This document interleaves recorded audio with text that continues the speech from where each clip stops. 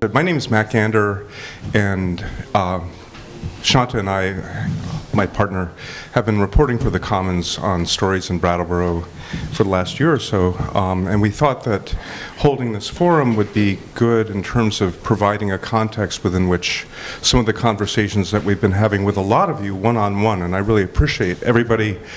Is that better? Sorry. All right, I'll start over. So the idea tonight is a conversation, and we're really focused on questions of community and civility within the context of the various challenges that we face as a town, and you're all aware of them. We've talked to a lot of you at different times as reporters. I started as a reporter in the 1980s for Newsweek and then spent 2 years in the Philippines reporting on the revolution there, and Shanta's a writer, and we really want to get things right. So one thing that will come out of this, besides the BCTV tape of it, is that we're doing a special focus issue for the Commons that will come out on August 22nd, and I'm certain we'll be following up with some of you after this. Our goal is simply a conversation. We've invited panelists who will introduce themselves, simply to have a way to create a kind of circle of dialogue. A couple quick ground rules. One is that we're hoping that everybody has a chance to talk who wants to, so we'll try to keep things to about, we're going to ask people not to talk for more than a couple minutes at most, and also to make sure that people have a chance to talk so that we're not stuck in a dialogue back and forth between people. And at this point, I'm going to turn things over to Shanta, who's going to kind of lead the moderation of the event. And thank you all for coming. Please come in and have seats. And 602 would have been the right number, I think. The other thing that we would like to add for tonight is that the goal is civility and community, not argument. So in other words, definitely speak your truth. There will be moments that some of us will be uncomfortable. Use I statements, please, and we will be very firm about the rules. Just a couple of quick disclaimers. We're journalists. We're trying to create a forum within which everyone gets to speak their truth, and we're trying to just moderate that as evenly as possible. We know that there are many issues that Brattleboro is dealing with right now that are deeply polarizing. This is a space where we want everyone to be heard, again, even if it's uncomfortable. And a word about solutions. We know that solutions is a really big word. And tonight, we're not offering to solve anything. We're offering this as an opportunity to come together and have a discussion and perhaps ask each other questions. And as Mac mentioned, collect some insights for the next special focus.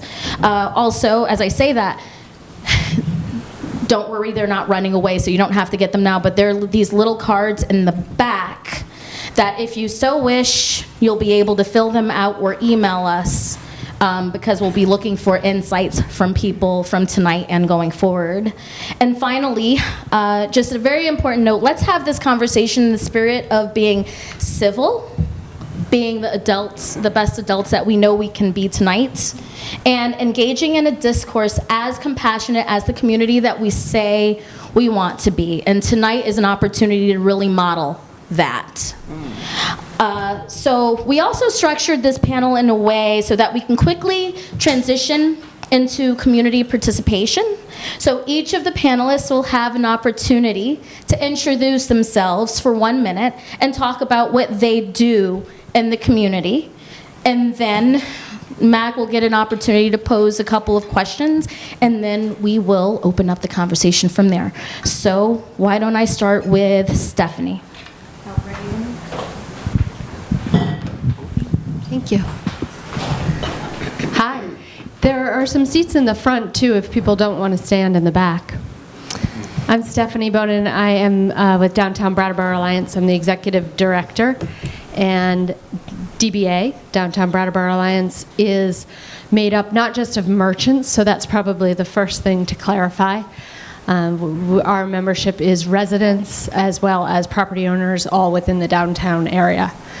And then I also think something that might be nice to know about me and the lens that I look through with my work is through a community organizing lens. So I have worked and been trained as a community organizer, mainly focusing on environmental work. Working with Greenpeace in San Francisco and U.S. PIRG on the National Energy Bill, and also lobbying on behalf of women's rights issues in Denver. And so when I look at my work, whatever career path I've chosen, it has always been through those eyes as a community organizer. Hi, I'm Rihanna Kendrick, and I both live in Brattleboro as a resident and also am the Director of Operations for Groundworks Collaborative. And we're the organization that provides supportive services, shelter, and food to the greater Brattleboro community. And so in our roles, we also are engaging in many, many different community organizing efforts that exist around helping folks that are vulnerable, and certainly, most significantly, helping folks that are struggling with homelessness in our community. Hi there, I'm Christine Lynn. I'm the Director of Youth Development at Youth Services. We have youth shelters in Brattleboro and in Bellows Falls, working with young people who are unstably housed or homeless, ages 16 to 24. We also provide case management, other supportive services for youth all the way down to age 10 and their families who are at risk of being displaced from their homes. Hi, my name is Ella. I work at the Turning Point of Windham County, which is our local peer recovery center, a safe and welcoming space for people with personal experience from substance use disorder and their families and loved ones and allies. I'm a recovery coach there, a group facilitator. I wear a lot of different hats and work with folks struggling with substance use. And I'm a person in long-term recovery from heroin addiction myself, and Brattleboro is my home for the last 6 years, for the entirety of my recovery. Yeah. Hi, my name is Susan Howes. I am a housing case manager for SEVCA, but I am here in a different capacity. I'm here representing Windham South Continuum of Care. It's the COC. The COC is a planning body that coordinates efforts to prevent and address homelessness locally. There are 12 COCs statewide. Our local COC has members such as Youth Services, Groundworks, SEVCA, United Way, Windham Windsor Housing Trust, HCRS, Winston Prouty, and probably about a dozen more. So our conversations, we meet monthly, and our conversations are around our local solutions. Hi, my name is Carol McManus. I am here this evening representing a very new group called New Beginnings. I've been a part of this community, actively involved in many different organizations and different capacities. My goal this evening is to be able to contribute to the conversation in a positive way, not pointing fingers, but so much.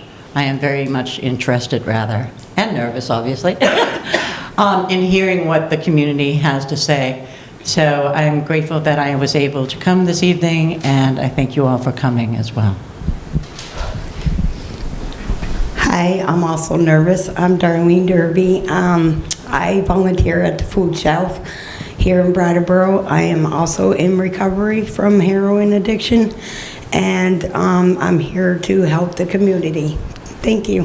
When Shanta and I were trying to figure out how to organize the evening, we thought that really two questions made sense, and I'm going to say them.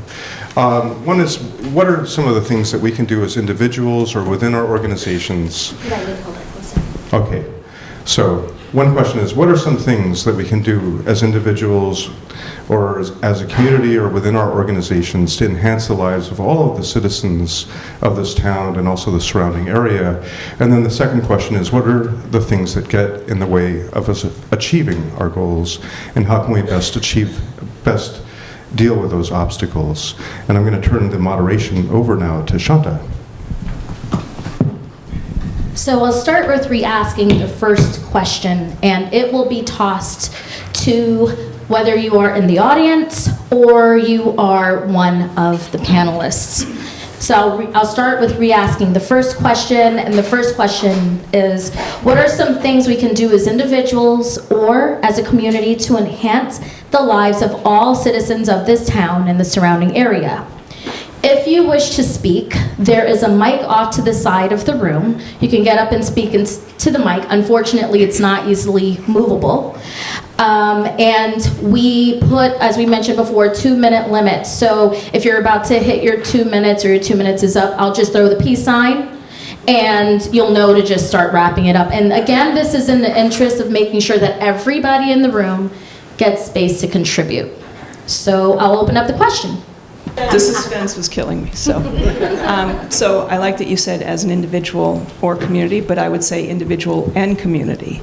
So individually, you know, you used the word civility many times earlier, and I think it's important that we're listening, that we're respectful, and that we're open. And what that means is it's important that we're treating people the way we would like to be treated. Individually, across the board, this community, this forum, this subject, and I hope just the way we live our lives. As a community, it's a collaborative effort. The Continuum of Care, again, you know, speaking for them tonight, have collaboratively engaged in different projects, from Great River Terrace to the latest Housing Resource Center, GA pilot program. There are a lot of these that I'm sure I don't have time to go into, and possibly knowledge. But the point is that is we're meeting monthly trying to bring these subjects and ideas and solutions to the table. It's an open meeting. We've had, in addition to just agency representation, we've had people from the library who are every day graciously welcoming people experiencing homelessness. So, you know, it's a very broad answer, but collaboration is my answer. Thanks for doing this forum. I guess I would like clarification between homelessness and the panhandling drug addiction. I've seen, coming to the co-op to work several times, people coming out of Wyndham Windsor housing apartments with their signs tucked under their arms to panhandle, saying they're homeless. And I guess I feel like the umbrella of homelessness is too broad and not accurate. The other thing is, I wonder if our town is addressing that we have 2 Suboxone clinics and a Habit Opco, and just in the retreat, and what that brings, and do we have the resources then for housing? And I had a third question. It's more of an experience. I had a nephew who panhandled, who was drug addicted. He was offered many homes. And as he said to me, there was nothing better than sleeping under the stars and no one knowing where he was. And he also bragged that he made more money in a day than I ever would, which was probably true. He also explained how it's very common to have a pet with you because people tend to give you more money if you have a pet. So I'm very skeptical and biased, and he has since died. And I don't know, there's no answer, but as an employee at the co-op who can't sit outside and eat lunch anymore, or leaving work at 9 and it's a little bit scary, you know, I don't think it's just strictly homelessness. But saying that, I have no answers. So, thanks. Yeah, my name is Marguerite Monet. I'm a social worker at the AIDS Project of Southern Vermont. I had a few things I was going to say about individually, the nonprofits that you've heard introduced here, as well as any number of other nonprofits in the area, can use your volunteer time. So if you're looking for something to really contribute to community, many of these organizations could really use some volunteer help. So pick one that appeals to you, that addresses an issue that is interesting to you. The other thing is, I'm interested in, was it Kathy? Was that your name? Kathy. I think that there are 2 very separate issues that sometimes intersect. There are people in the community that are homeless who may panhandle and may not. There are people in the community who are addicted who may panhandle and may do other things to acquire money for drugs. Sometimes they intersect. Sometimes the people who are addicted and are panhandling are homeless. Sometimes people who are homeless are panhandling and addicted. It's a very complex issue. There are some people that are truly, really homeless. I realize that the congregating down in and around the co-op area can be distressing and frightening even at night. If you could go with a friend one day, during the day, and maybe talk to a few of the people there. Can I interrupt you? I talk to them all the time. Yeah. I'm not saying you, I'm saying anyone in the audience. You might start to see more of that complexity. But there isn't any one answer because it's a multitude of problems. But there are people who are truly homeless, who are not necessarily panhandling and not necessarily using drugs, who need to be housed. So there's a number of different issues that need to get peeled apart. I have a propensity to talk too much, so Shanta, putting you on standby. So for myself, in my work, and then as a person who's spent a lot of big part of my life using, the difference between the fact that I was someone, I could have so easily been someone who was officially or checked all the boxes for homelessness in whatever traditional, whatever sense that you need to be in order to not whatever. Anyways, I had people's couches I could sleep on. I had a couple people who stuck by me and didn't slam the door in my face. But it was pure luck that I wasn't having to sit out, sleep outside under the stars, which I promise you I avoided like the plague. That sounded terrible, to have no choice but to do that. And everybody's experience is different, and that may be glorious for so many people. But so often I'm seeing the difference between sleeping outside or needing to hold up a sign and not, is often not always in the individual's control. It's about what situation you came locked and loaded into the world with. Do you have family and friends? Do they have resources? Do you, what's your insurance situation? Like, how's your education? Are you used to interacting with, systems and complex, getting the admissions process for this or that? I also had something else I wanted to say. Who's next? Yeah, all right. Hello. So I have to say, first of all, that each and every one of us have feelings and impressions preconceived of homelessness, panhandlers, vagrants. It did not just start in this century. It's been going on for a long, long time. Someone said it's very complex. Marguerite, it's nice to see you again. It is indeed very complex. There is not one solution. There are many, many approaches we need to take. I have compassion for those. I used to work at the co-op 21 years ago. I have compassion for those businesses that feel as though the homeless or vagrants or panhandlers are destroying our town. I personally don't believe that. I believe that it is a systemic and societal issue.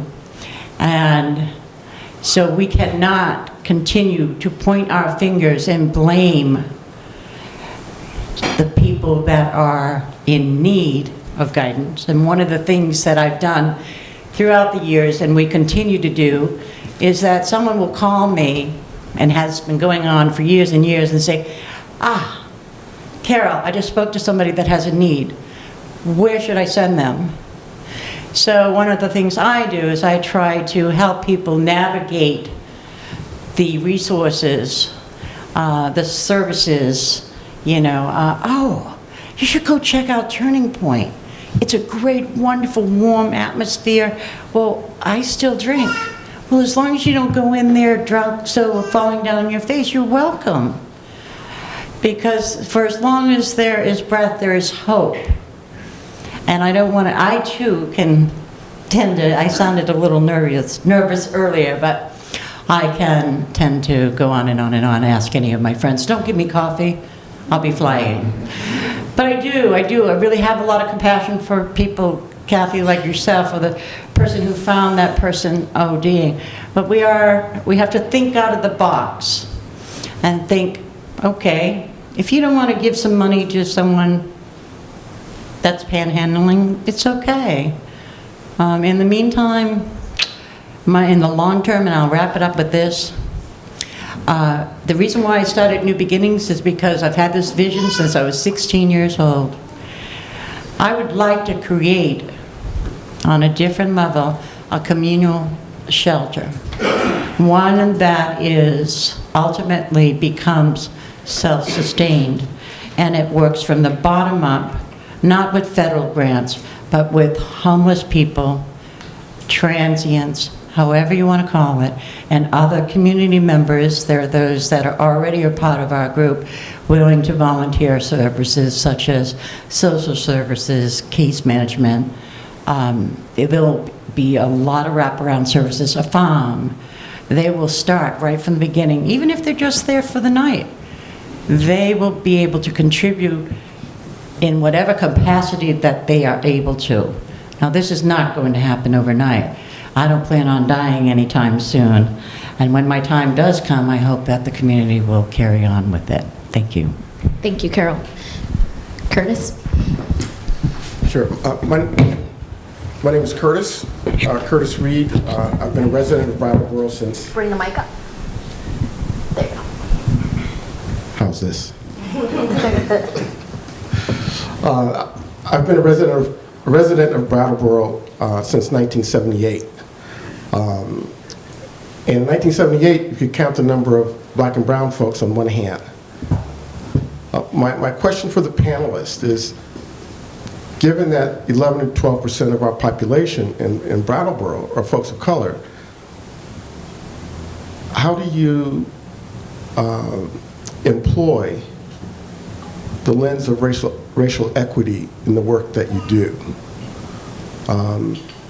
And I ask that because part of the work that I do is to help expand economies in Vermont based on attracting more folks of color, particularly entrepreneurs and venture capitalists, to come to the state, to invest in the state. And I'll leave it at that. So I'll turn it over to the panelists. Go ahead. Sorry. My name is Darlene Derby. Like I said, I am in recovery. I used to be one of those panhandlers. And sometimes you have to get by, to get what you need, whether it be food, toiletry, a place to stay for the night. Some of us have kids and we're homeless, and our kids are homeless with us. And some of us have grandchildren that are with us that we have to supply food and diapers and whatnot for. But I do agree with the panhandlers about being at the co-op, because they are overtaking the co-op area. But if we could just find a place for them to go and be safe, that's what I want for them. I am now living at Great River Terrace. I love it. Thank you. And I'm going to be going to school to become a recovery coach. And I just think a lot of people need help, and they just don't know how to reach out for that help. They're scared. They're embarrassed. I OD'd, and that's what made me go into recovery. That scared the death out of me. That's something I don't ever want to do again. So this December I'll be 2 years clean, and I am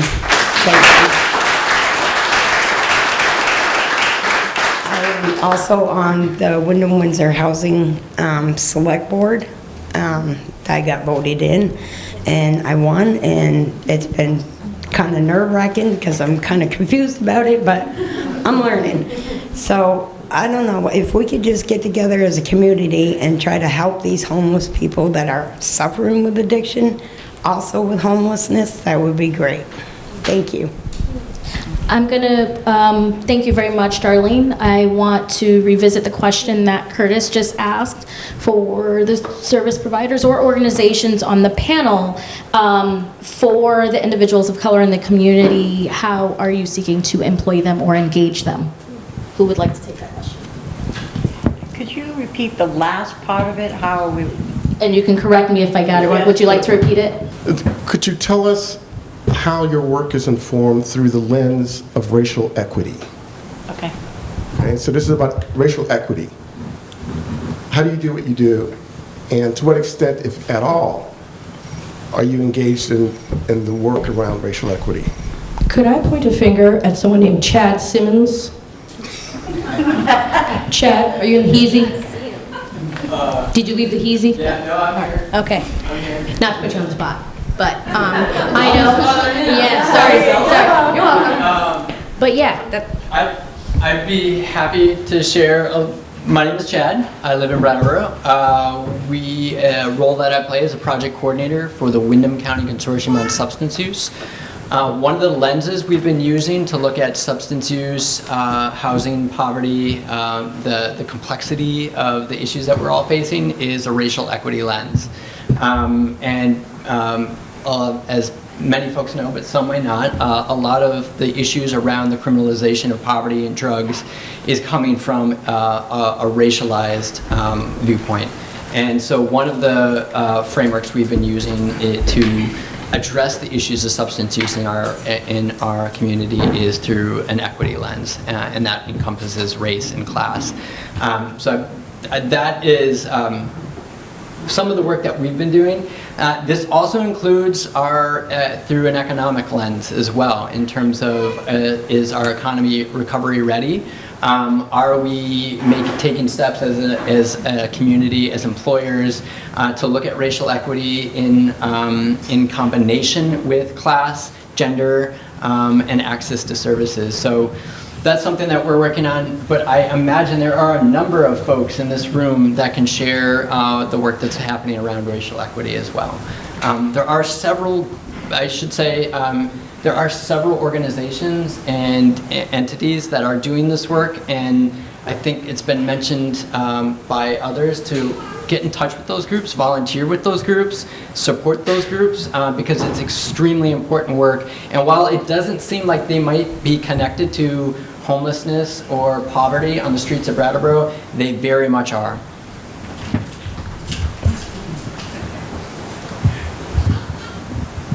My name's Donna Jacobs, and I'm a longtime Brattleboro resident and a former teacher. And so the teaching part is sort of what makes me think about involving the people that we're talking about in the conversation. And I know how difficult it was to get parents in to school because school was so incredibly intimidating. But I'm curious how this community is going to involve the people that we're talking about in the discussion, because I feel like we can sit here and talk until we're blue in the face, but until we really talk with them about what they want and what they need. And I made my first steps into having discussions with Elizabeth because she was easy to approach to begin with. And I think in some way we need to be including these people in our discussions, that their voices, and encouraging them to talk about what it is that they want and need. Could the others answer my question? Absolutely. Racial equity, and what are you doing to engage in, yes? Where is Sheila Linton when we need her? I was not going to address that because I think there are others that can. So I'm going to pass the mic. So I can't say that I'm as knowledgeable or as educated about racial equality in those terms, but I know that the world of recovery, specifically about peer recovery, is about involving people with the interest and reaching out as often and as much as possible to all. For me, myself, I do a lot of outreach to treatment facilities, the 2 hubs that we have in town, the methadone clinic and the Suboxone clinic.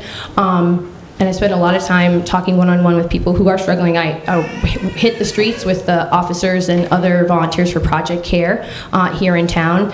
And it's really, I think I know I'm trying to make myself approachable and accessible, because I can't do too much when I run around with people and try to beat them over the head with like a big book, or force them to do recovery my way. That has not been so successful. But I know at our center, we're trying to just make ourselves as welcoming and accessible and non-judgmental and supportive as we possibly can, and be there when people are ready. And I know that doesn't, I'm not making as much of an effort as I should to and access people in certain directions as others, but we're going where we think the need is, and I don't know. I hope I'm seeing an equal demographic that represents the community within our community, the community within our community and within our state. But yeah, I don't have the right language for it. But yeah, we're trying to be open and welcoming and warm. Hi, so I'm going to piggyback on that. I would like to address both. I mean, again, Curtis, I've known you, seems like forever, and I know the work that you've done, and it's very important, you and many others as well. When I see a person that is homeless or an addict, I don't know what is going on in their life. To me, I don't see a color for myself. Personally, I'm just talking about myself. I may not be answering your question, but I think that addiction and being homeless does not, it can happen to anyone. And there are reasons why, like I said, it's systemic, that people are struggling and at the bottom and lose their housing because maybe they can't get a job. Maybe they were turned down for a job because they are black and this person is white. Who knows?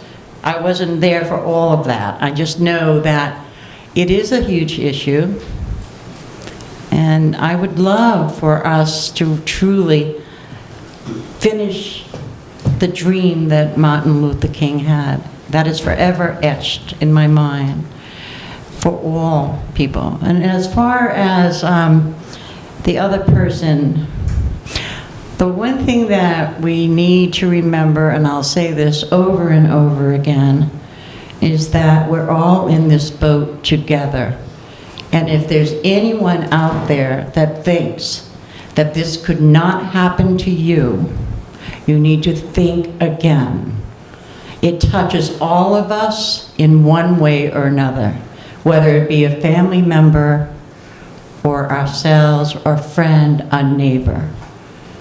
So, solutions, I love it. I've said it for years. I think it comes from John Lennon.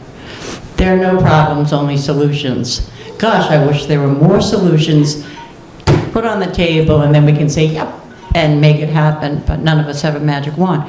We can smile at each other when you walk down the street. Carol, you're out of time, sorry. I'm out of time. Yes. Hey, take the time to at least smile and stop and ask people how they're doing and really listen to how they're doing. Thank you, we have Rihanna. Okay, sure. So to echo some of Chad's sentiment, we work closely with COSU folks and work closely around equity issues, whether they're around, yes, I will hold it in my mouth here, social justice issues or racial equity issues. And I think it is really important to be really cautious of language. And I think that when we are supporting folks from all different backgrounds, it's really important to be cautious of the issues that they are facing individually and as groups of people.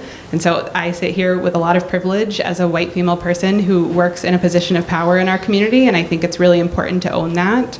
The folks that we work with who do not show up with those same privileges struggle in significantly different ways, and folks who come from different racial backgrounds often are viewed in our community, whether intentionally or unintentionally, and treated in different ways. And so it's important that we spend extra time and effort to bring those things to light, which is one of the really important pieces around advocacy that we work on, and creating change on a variety of different levels. I think on the other side of that, ensuring that our employees are trained well on these topics and that our hiring practices are inclusive as they possibly can be is really important. And Stephanie, I'll toss it to you. Did you want to add anything to the question? There are people lined up. No, I know. Curtis wanted everybody to ask. I'll just say quickly, we are a predominantly Caucasianly employed organization. We're underfunded and over capacity, and so we do see a disproportionate number of young people engaged or involved with juvenile justice systems or child welfare. And we don't have the person power to be don't want to say as intentional about what we're doing about that. So just to wrap up, I think we need help with that issue. Thank you. Hi, I'm Elizabeth Bridgewater, and I'm the Executive Director of the Wyndham and Windsor Housing Trust, and I wanted to thank Curtis for bringing this topic up and answer it from someone in the audience. I'm really excited because we just completed a strategic plan last year, and we placed race, equity, diversity, inclusion at the center of the plan. And we are lucky to be a member of the NeighborWorks of America, and so we do have access to resources to help us on this journey. It's a new journey for us, so we're at the beginning.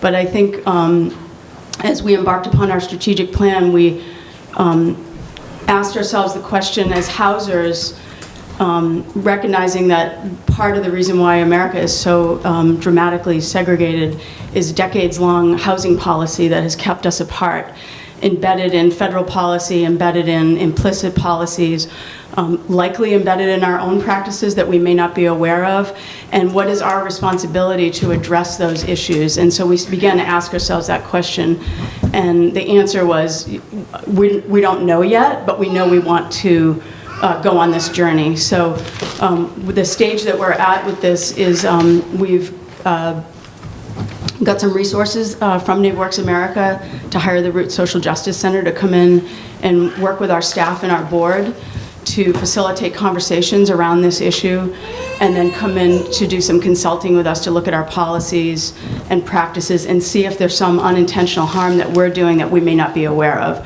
So we see this as our own consciousness raising as kind of step one, and then step two, what kinds of actions can we take once we identify what those things are. So that's what I wanted to contribute to the conversation. Thank you. Hi, I'm Danny Lichtenfeld. I work at the Brattleboro Museum. Could you just repeat the question that you asked us to answer? Sure. So the first question we were starting with is this one. What are some things we can do as individuals and as a community to enhance the lives of all citizens of this town and the surrounding area? And I do want to clarify, as I've been talking to people and interviewing them, and I'll stand up for this one, I've been saying to think of solutions or ideas for solutions, not from a place of a group of people here, helping a group of people down here, but in terms of community building and community maintaining. So I just want to reframe or at least tweak it from that perspective. Go ahead. Okay. Well, that last piece that you just kind of added into the mix, I'm not sure that what I'm going to suggest really speaks to that.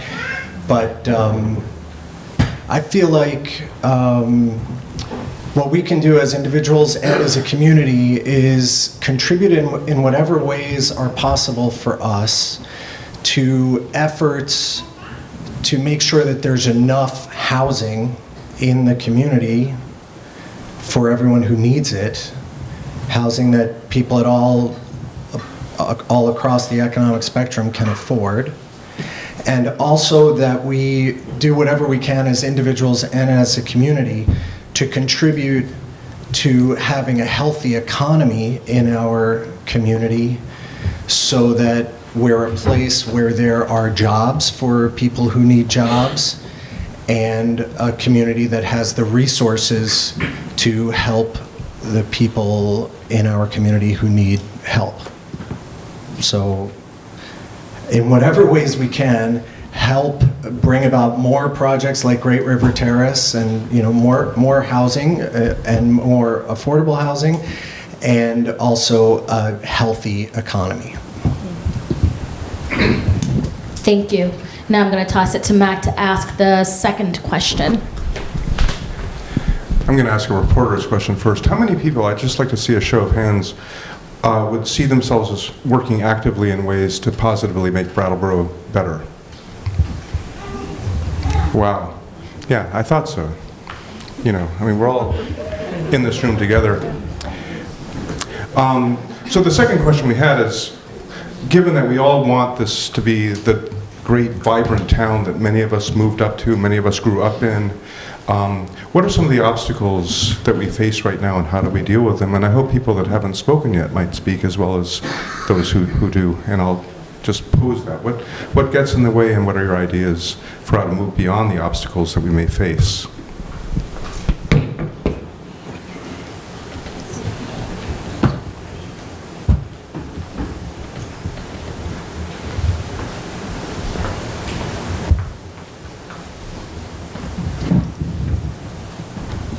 Hi, I'm Marlene O'Connor, and I'm a community member. I work here. I've lived and worked here for like 30 years or so, and both questions, I think I will speak to both questions, because I just want to say, as an individual who just lives and works here, I work at the co-op, to make it better, and like there's so much going on, it feels like there's so much going on that's alarming and tragic and big, and I react, right? And I judge, and I don't know the story. And this has recently been like brought home to me in a big way, that I don't know people's stories, and then I find out accidentally and realize how off I was. And so for me, the thing to make it better is the compassion. And the thing that makes it the obstacle is the snap judgment and the reaction. Thanks. Mary Robinson.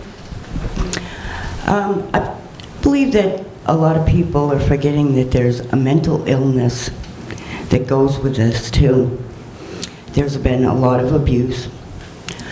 I too was a heroin addict. I got hurt at work. All I was trying to do was work and take care of my family, and ended up on the street. Each and every one of us have got a mental illness that is out there, and all we're asking is for some compassion, some loyalty, and some honesty. We all need that in a community. And there's a lot of things that are being snowballed that needs to be brought out into the open on this. I believe we're doing it. I believe it's probably not as happening as fast as some of us would like. But if you're not willing to accept that we are just a different part of society, that we do things differently, we are individuals, and we have rights. I too panhandled once, but it was for the right reasons. I have gone down to the drop-in and I have spoke to them, the individuals, and I've told them, tell the truth on your sign. don't lie. And some of them have been doing it. I says, I'd rather have somebody hate me for telling the truth than telling a lie. And some of them are taking it to heart, and I think we ought to be noticing these things. They are trying. They just need some more help. That's it. But it is a medical issue that goes with this. Thank you. I was wondering if we could do, like, get a party planner for, like, a staff to do some more free stuff from Brattleboro for adults and children. That would possibly help get people off the streets also. I noticed that most of the stuff that gets done in Brattleboro, it costs money, and a lot of people don't have money. So, that's for the first question. And the second question is, I feel like people aren't wanting to participate because there's not enough stuff to get their attention to make them want to do it. So I was wondering if we could get people together to brighten it up or make it more excitable to make them want to participate in the community more. So I don't know, it was just a suggestion. Yes, at the mic. Thank you, darling. Hi, I'm Kathy, and I want to apologize because I didn't address your question before. After hearing Marlene and the other woman who just spoke, I was speaking from my judgments. But I guess as a community at large, I'm going to bring up the co-op again because I work there. And I don't know what the solution is, but a lot of customers, tourists, come in, and I think we're losing a lot of customers for panhandling. And I don't know what the balance is because, yes, everyone has rights. But I do get very scared that the co-op and other stores could close. And that's 160 community jobs. And that could be 160 more homeless people and families. So, yes, everyone has rights to sit on the bench and everything, but at the same time, it's affecting the customer base. And so we're really struggling. I know many people, friends, who say they're not coming back to the co-op. So we have to find, I don't know. I don't know what the answer is, but I just want to emphasize that, yes, the panhandlers, the homeless have rights, but working community members also have rights. So, thanks. So I remembered what I was going to say about why more people are not involved in the conversation that are actually homeless, experiencing mental health issues, drug and alcohol addictions.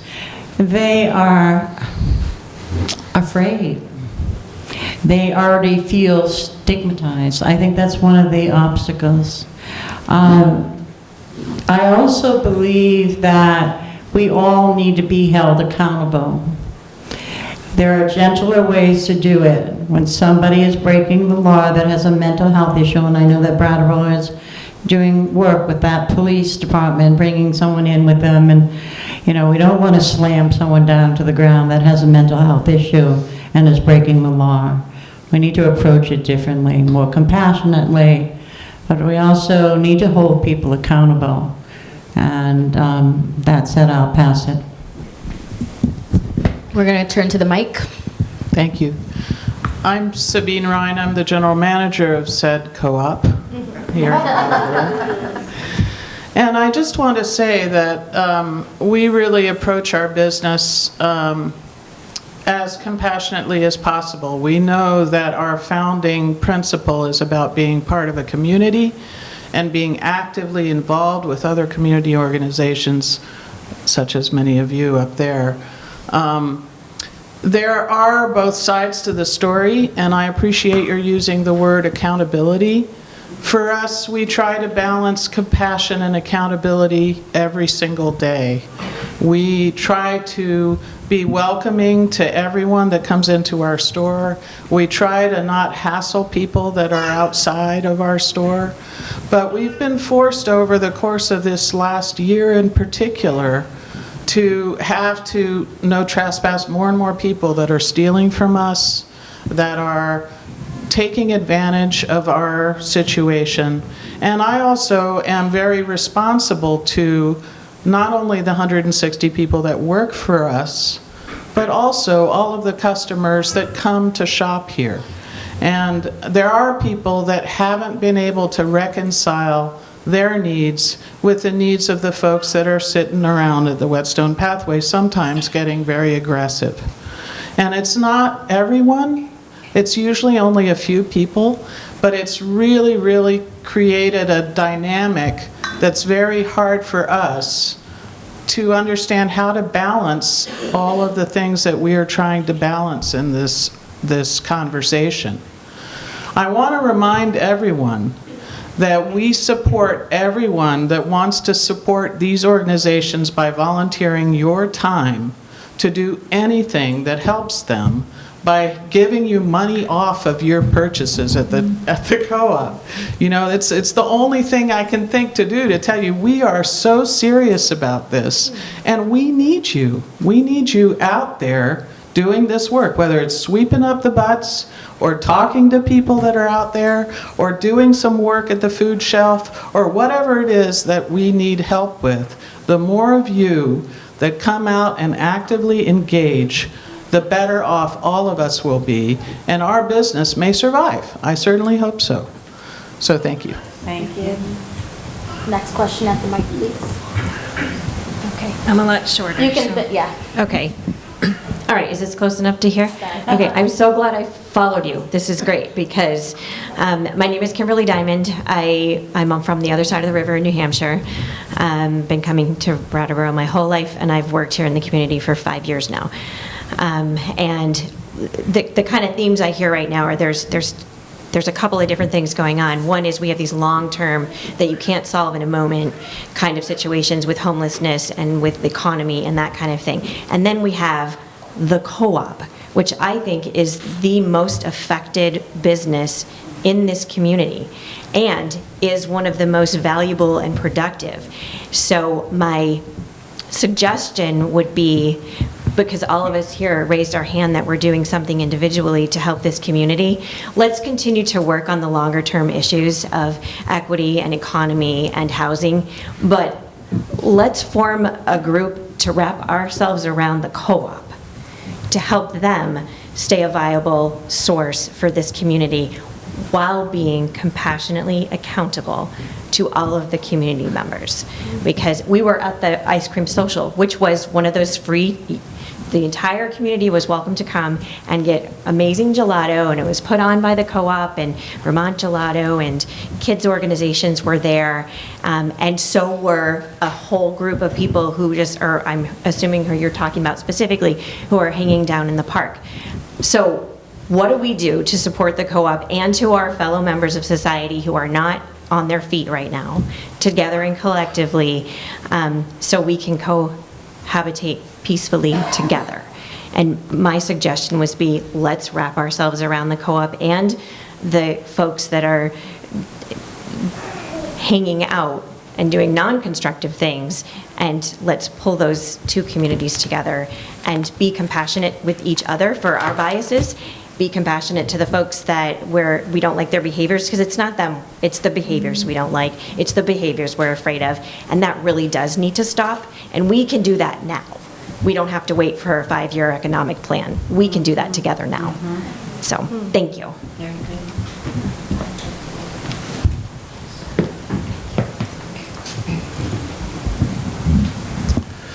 So what are a couple of things that would be useful in building community? One, see color, okay? That this sort of colorblind society tends to erase folks of color. So in your language and in your daily business, acknowledge color. The second is, and this is directly tied to economic opportunities for the town, is we need to have conversations with folks that are flying the Confederate flag. Yeah. Okay? Because if I'm successful in bringing more tourists and more entrepreneurs of color into this area, and they see Confederate flags, they're going to say, no, I'm going to take my money elsewhere. I'm going to take my business elsewhere. You know, that busload of little old ladies from South Carolina on their way to Grafton to see Daisy Turner, and they stop in Brattleboro and see Confederate flag, they're going to snap their iPhones and post on social media. So we could have stayed in South Carolina. So engaging folks that are flaunting the Confederate flag as a hate symbol will go a long way in terms of, you know, growing our economic potential. So, see me, don't see the flag. Thank you. My name's Elizabeth Kroll. Can you come closer to the mic if you don't mind? I'm very shy. Can you hear me now? Okay. I hope that I appreciate your hosting this meeting and a chance for us to gather. Okay. Go, Elizabeth.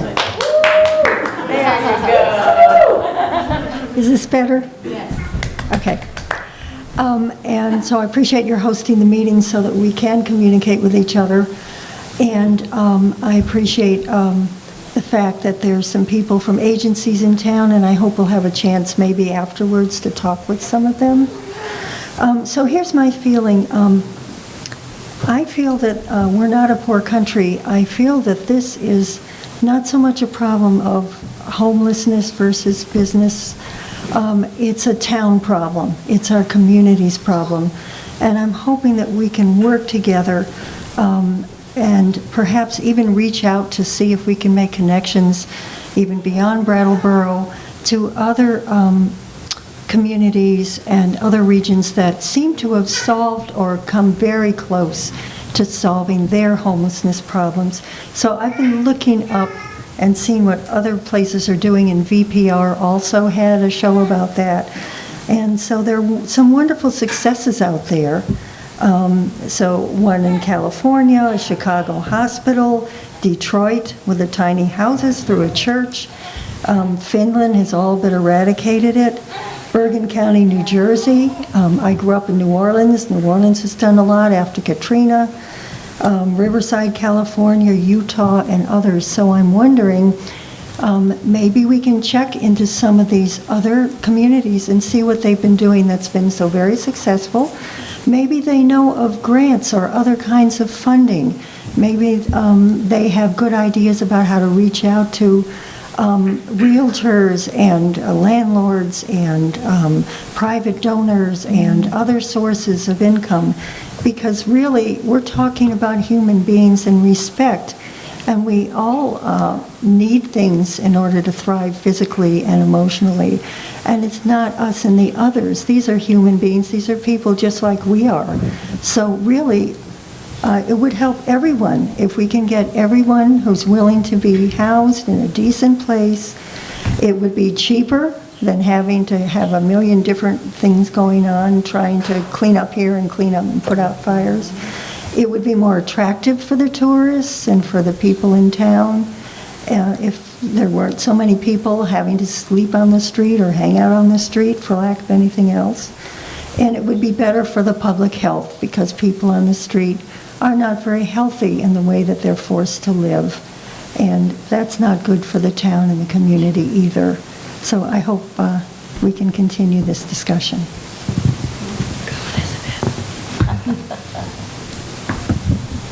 Can you hear me? Okay, cool. My name is Becca Jacobson. I'm fairly new to the Brattleboro community. I've been here since about 2014.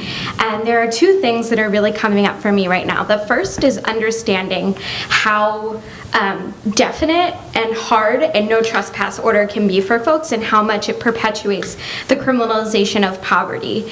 Currently, if someone is no trespass, that is indefinite unless the business owner specifies an end date. So that means if somebody is no trespass from a food supply source, that means that they no longer, like potentially indefinitely, have access to that food. So that's just keeping people in current systems and keeping poor folks poor and creating barriers to access to a basic need like food. So when we think about no trespass, we need to be consciously aware of what systems we're perpetuating when we do those things. The other piece that's coming up for me a lot is thinking about who is at the center of the conversations that we're having, and how can we reimagine leadership within the Brattleboro community. If we're able to reimagine leadership and kind of like dismantle our own stuff around who we perceive to be as leaders, and we start putting folks who are experiencing homelessness, if we put folks who are in recovery, if we put young folks at the center of our lived experiences and at the center of our conversations, then all of a sudden our conversations are not about keeping current systems or how can we do things differently on a very large scale. Once we have lived experience at the center of conversation, we have like a truth. We have like a very tangible, real thing. And so thinking about how we can get folks who are not in this room is going to be super important, and how we can honor their truth as a means of like getting information as to what we are doing as a community. My name is Kit Berry. I've been here in Brattleboro for 50 years, and I just have a few specific points. First of all, compassion is being used as a common word now, and I would suggest that it should be healthy compassion, and healthy compassion requires a balance between heart thinking and brain thinking. And if there's too much heart thinking, things don't work out well. Another point, 60 to 70% of the panhandlers in Brattleboro are drug, alcohol related. And this I know from 3 years of specific research in Brattleboro on the panhandling. Another point, Brattleboro has its own reasons for homeless and panhandlers being here. Other towns have their own reasons. It's, I think, best for Brattleboro to look at itself and realize our reasons and address those reasons. Panhandling does not equal homeless. Homeless does not equal panhandling. And finally, panhandling is hurting Brattleboro. This is a fact reported to business owners. I interviewed over 70 business owners, and their customers are telling them they're coming downtown less or not at all. And because the public today has options that it did not have 10 years ago for shopping, between the internet and the unspeakable Walmart, the public can afford to not come downtown. And finally, just as far as the panhandling is concerned, the solution to panhandling is simple. Don't give money. And your money can go to one of the organizations and help them. That's all. Thank you. My name is Jean Davis. I've lived in the Brattleboro area for about 35 years. I care a lot about this community, and I've been following these issues, and I want to thank everybody who organized and this event, and all the people who are doing things to help find solutions, doing work to help people in our community, because this community is very special in that way. For the past 7 months, I got uprooted to go to Portland, Oregon to help my daughter in her battle with cancer, and those who know her, she's in remission. She's doing well right now. But while I was there, I had my eye on the situation of homelessness in Portland, which I'm sure everybody's heard a lot about. It's really horrific. And I was looking and reading and talking to people on the street to see, was there anything that was helping the situation? So there were we've talked a lot about what's already happening here in our community to help people. And I'm hearing it's not enough, but thank you, everybody, for what you are doing, because it's extremely important. I'm bringing a couple of ideas. I don't really know what to do with them. I felt like I was doing research for months there, and so I'm really grateful I can speak to those here. And I'd like to, maybe after this forum, somebody can suggest maybe what I could do with this information. The first one is when I'd go shopping, usually at, grocery stores or Whole Foods or Trader Joe's or whatever, often it'd be somebody standing outside wearing a badge selling this newspaper called Street Roots, and you can look it up online, streetroots.org.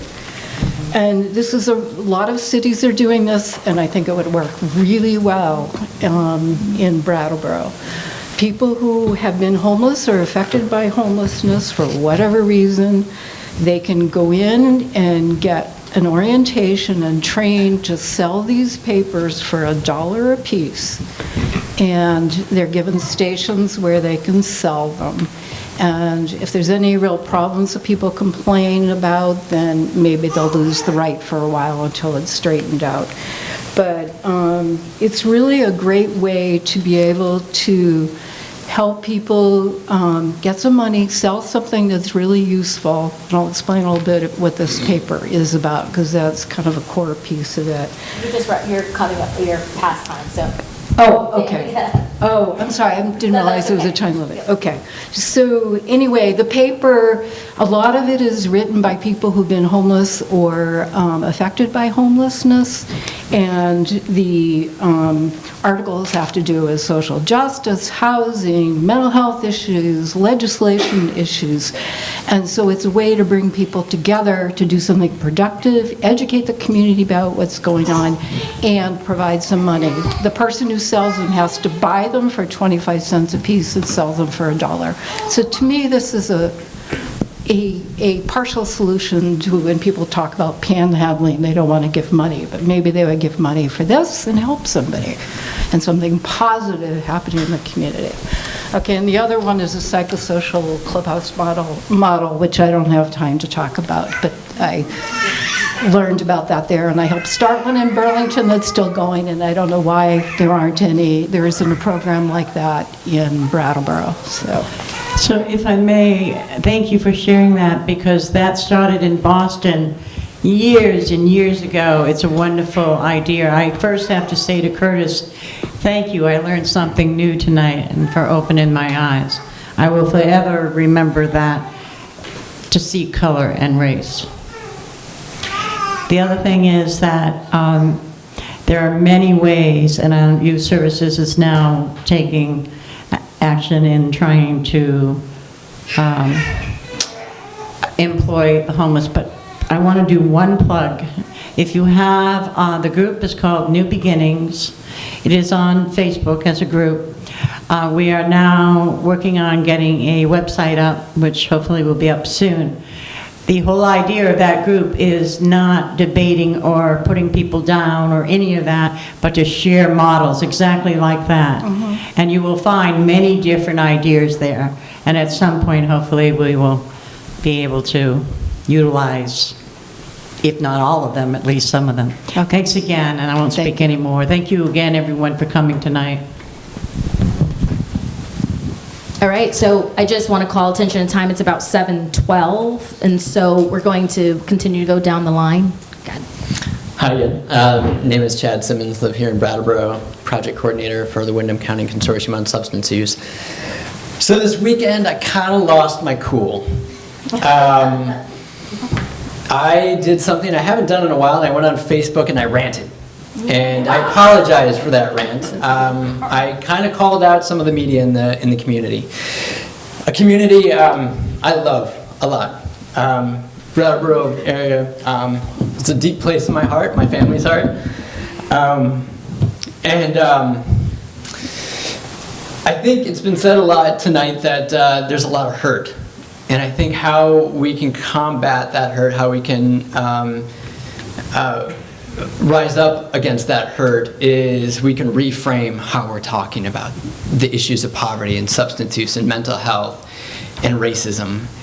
And for me in the work that I've chosen to pursue in joining many of you at this table and many of you in this room has been about reframing and talking about these issues in a way that can call in our efforts and collectively struggle together.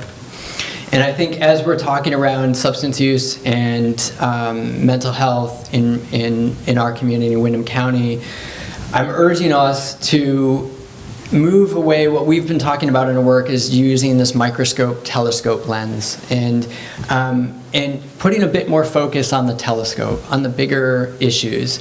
We spend so much time as a community talking about personal behaviors and personal responsibility, and we spend far too little time talking about the systems that we should all have access to. So I encourage us to dig a little bit deeper and ask some of the questions that Curtis asked earlier.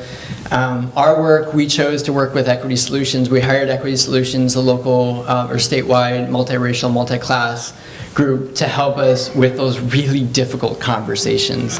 And doing that work, we're not there yet by any stretch of the imagination. The town of Brattleboro did it with the hiring process. I think many of the groups at this table and in the room have been doing this work. It's long-term work. There's no short solution. So I encourage us to do that and take that work, because I think ultimately all of us love this community. And I see it in every encounter that I have, even the difficult ones. I see the love that we have. So I encourage us to reframe and think about these issues in a different way and meet each other where we're all at. So thanks.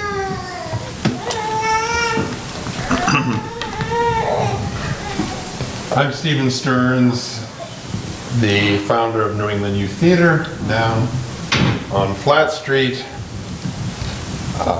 Started in 1999. 20 years later, things have changed dramatically. So I want to speak to the tip of the iceberg here in Brattleboro, which to me is the larger problem with the United States of America and the political situation. I'm an entrepreneur. My father was. I believe in capitalism. I believe that people can take a rusty bicycle, find it on a dump, paint it, get the wheels working, straighten it out, get it for nothing, or maybe find it on a trash heap and pay $1 for it, and sell it for $25. I think that's okay. I think it's okay for the co-op to start where it did and to become successful when we bagged grain years ago.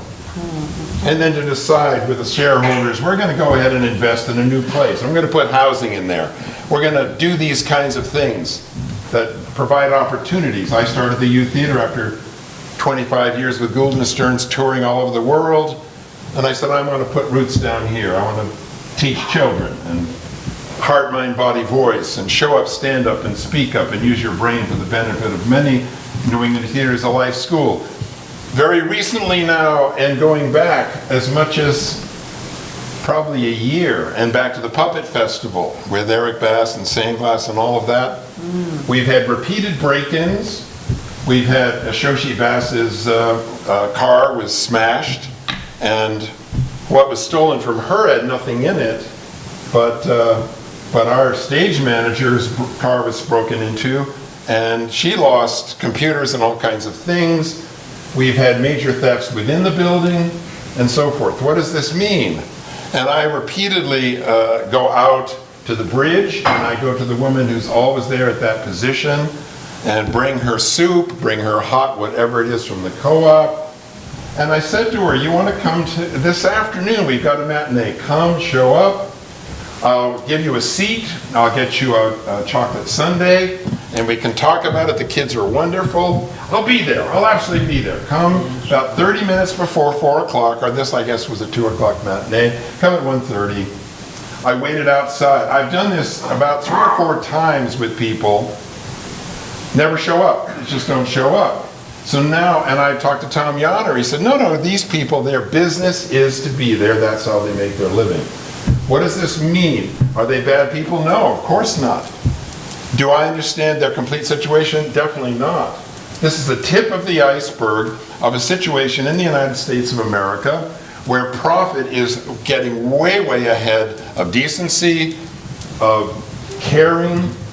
This is a very caring community. I would not be where I am had not the fire department stepped up and did what they did. The police department joined West Side Story, and they played the parts and were the kids, in Officer Krupke. We've got Groundworks, people doing, and the Brattleboro Rotary Club, both Sunrise, of which I'm a member or have been for years. Nothing wrong with this community. Giving, sharing, everything, all the way around.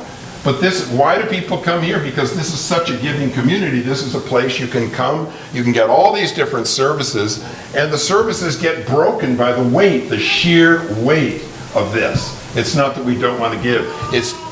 We need, and I'll just say, every single one of us need to change this administration in a way that the United States of America gets back to what the founding fathers, who are also unfortunately racist, yes, okay, I agree, they had slaves, I understand. But nevertheless, the idea of each person a vote and take care of each other in a compassionate way instead of dividing. I think we got to get rid of red states, blue states. I think the Congress has to have children in the aisle, and we need to mix all the seats up. Enough of this nonsense. So we need to go ahead and change the system, get everybody out to vote, and then we'll see where we can go from there.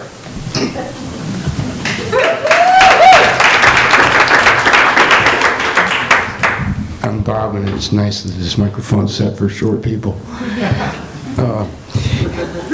I was homeless for a number of years, and it wasn't due to substance abuse. I moved into an apartment in Portland, Oregon, and after coming back to that apartment, after several hours, everything was gone.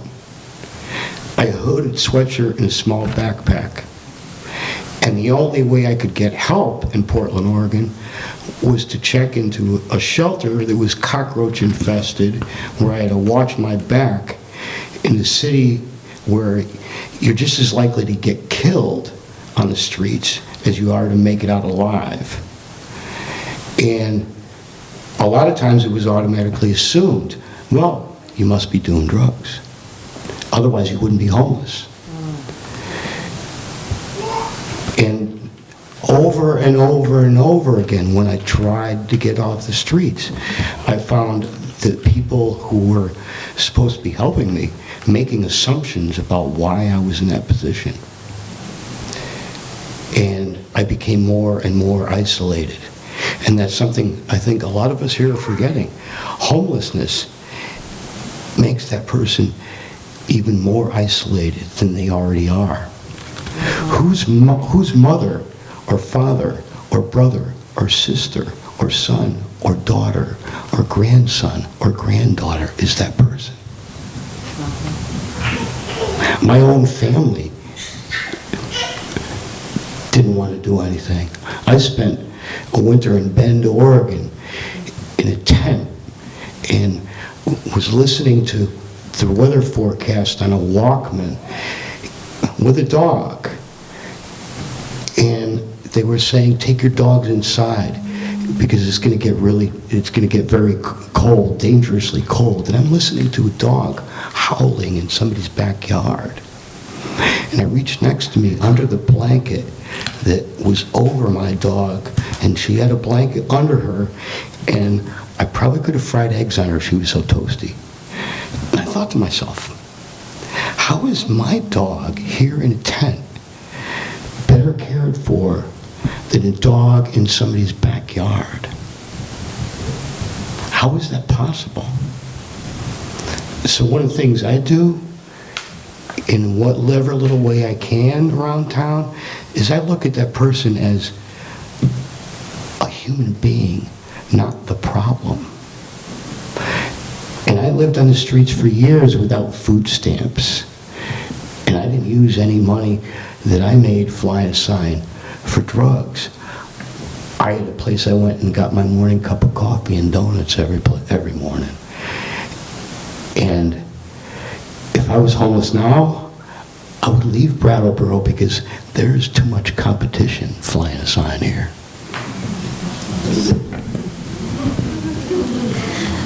So before I give a chance to our featured speakers to say just one quick last, I'd like to just summarize what was heard tonight, or at least some of the things that surfaced. It's very clear, and obviously we know we're not stupid. This is not our first rodeo. We know that it will take many more conversations, much more action, and much more thinking about how do we do this collectively? How do we honor the truths of those not in the room, as many have said? How do we address the isolation? Even for individuals who are housed, many of us are isolated within this community. I just want to make that crystal clear. How do we reframe? What is our language? How do we talk about these issues? What are the lenses we are using, especially when we're talking about racial and economic equity or racial equity? What are we looking through? What are we seeing, or what are we not seeing? So those are just a few of the snapshots that we're seeing. Again, I want to bring everyone's attention because it is a full room. We have these in the back that we're inviting people either to email us or write on the back and just drop it at the Commons office as we try to do a roundup. But I want to give an opportunity to some of the panelists. If there's any last thought you want to say, I want to start down here.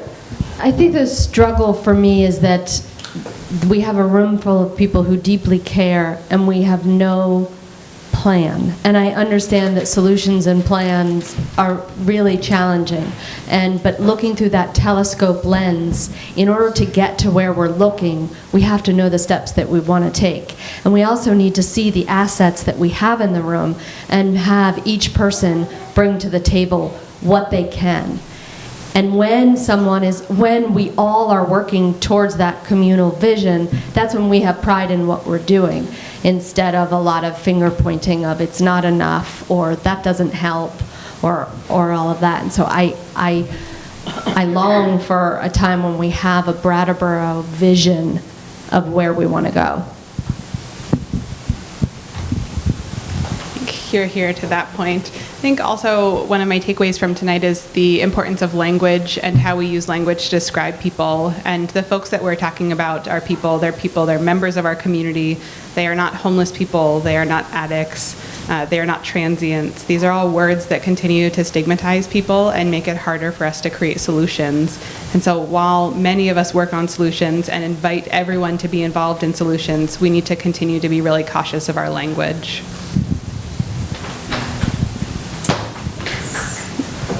Second both of those points. I think working in human services, social services for a while, and working with young people who are really struggling. Our community has a lot of really young people who are in some really hard spots. I just keep coming back to this.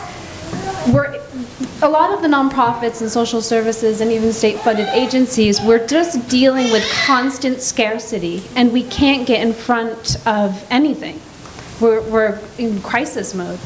And until we can do that, and until the community steps up and either figures out their anger, or their apathy, or figures out a way to become empowered and engaged with this issue in an active way, we're not going to solve anything. So I would just invite people to get in touch with me, or I imagine anybody sitting up here, to start talking about some things that we can do, some actual real things that we can do.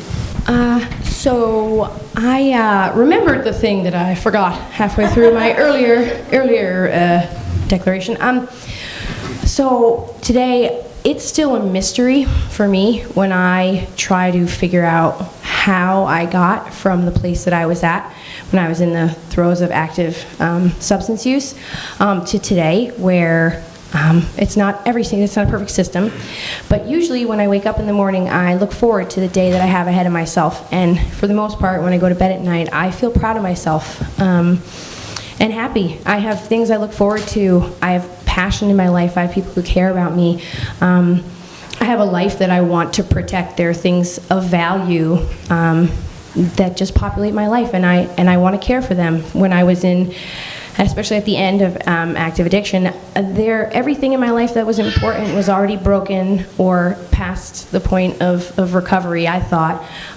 So I wasn't risking anything by continuing on the path that I was on. What's the worst that's going to happen? I'm going to die? That kind of solves some problems, you know? Maybe you don't. I hope you don't. But know what that's like. So I know one of the things that there is no one solution.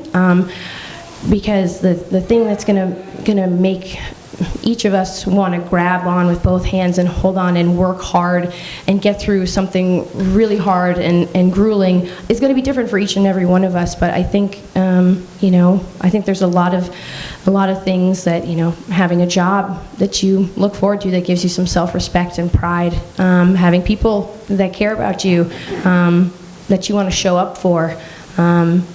Taking care of your health, taking care of your life, and feeling good about yourself. There's a lot of, and I've heard so many different avenues and areas addressed in this room tonight.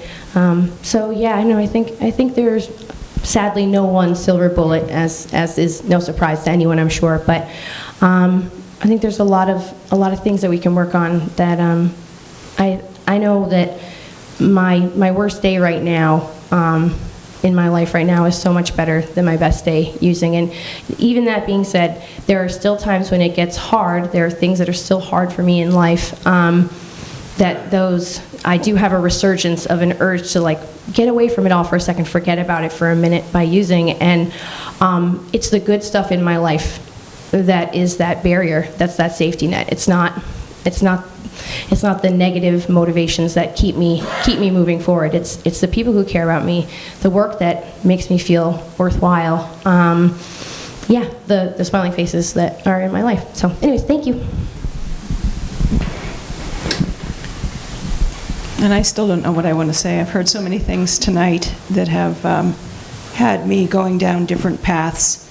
I like what Rihanna said. I always like what she said. I always wish I said it, but I could never say it as well. But I am a little bit disappointed that we're still focusing on the tip of the iceberg and the stereotype, that we're still not digging a little deeper when we're talking about people who are experiencing homelessness. We're not talking about people who are couch surfing, staying in unsafe situations. We're not talking about how to lift one another up. We're talking about just that very visible, very offensive tip of the iceberg. And I guess I would wrap up by saying I have 3 daughters, and we always, when we start to have these deep conversations, we have to make sure we know which kind of conversations we're having. Are we having feelings conversations, or are we having solutions conversations? Because I always think we're having solutions conversations, and then I'm told that we were having feelings conversations.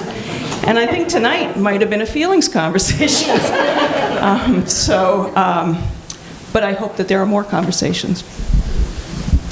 So I have to say, I promised my children I wouldn't embarrass them, but I would not be where I am today without them, and I am also going to put another person on the spot. I moved up here for high school, 9th grade, and Brattleboro became my home. I left and I too got lost somewhere along the line. I came back here 24 years ago broken. And there were people in this community when I got down on my knees and said, I can't do this anymore. One of them is sitting right here, one of many, my dear friend Rich. I will never ever forget Rich and Richard, who actually at the time, formerly known as Morningside, reached out to me. I was staying at my mom's and said, okay, you want help? Let's set some goals. And from there, with support, I didn't pull myself up by my bootstraps, mind you. And I made a commitment, it just came natural, to give back to my community. And I was reminded today by my youngest of 13, yes, no, I did not give birth to all of them. He's nearly 17 and he reminded me today, Mom, chill. You're just going to sit up there and have a conversation.